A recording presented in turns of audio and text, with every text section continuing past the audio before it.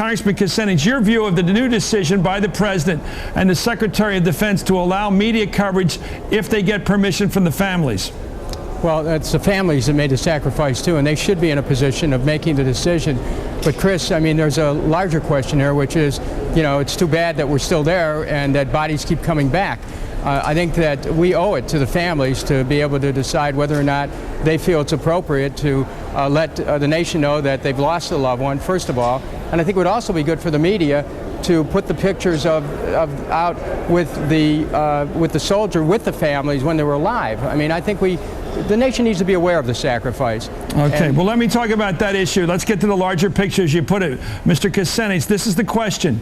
We have a report here from Jim Miklaszewski, a very respected journalist here at NBC, and it hasn't been challenged in the last couple of days, that sometime later this week, probably tomorrow, the President's going to make a statement withdrawing from 142,000 down to about 50 our complement of troops in Iraq. What do you make of that? Well, I think he's going in the right direction if that is going to be announced, and I would hope that eventually we will end the occupation, bring the troops home, and begin a new era in relations with the country of Iraq and with the international community, whose help we're going to need to end the occupation.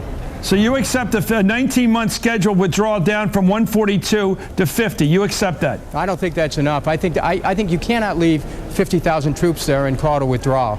So, but it's a step in the right direction, and I think that ought to be supported.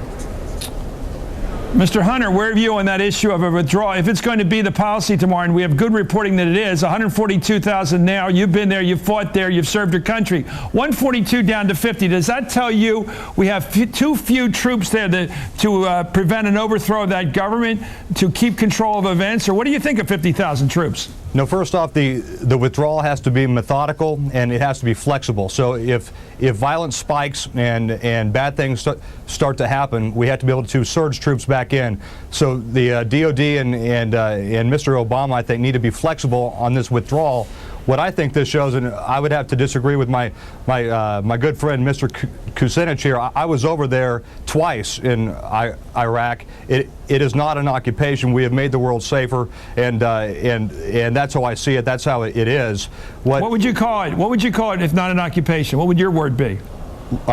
Liberation of a despotic dictator over there who was killing people and planning on killing Americans too.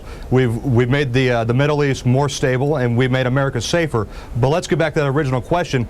I think what we see now is that the President Bush's plan instituted in 2006, General Petraeus, General Odierno, and Secretary Gates, when this SOFA was signed, that signaled success, and we can start drawing down.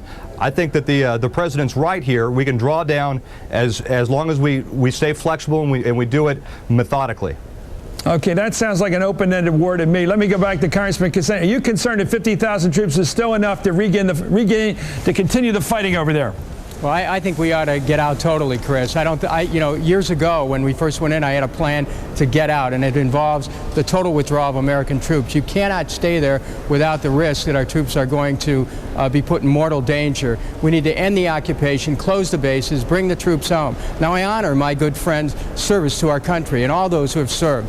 But there's a point at which we have to recognize the war in Iraq was a dreadful mistake, and we've got to take a new direction. I'm glad the Obama administration is taking the first steps towards ending the war.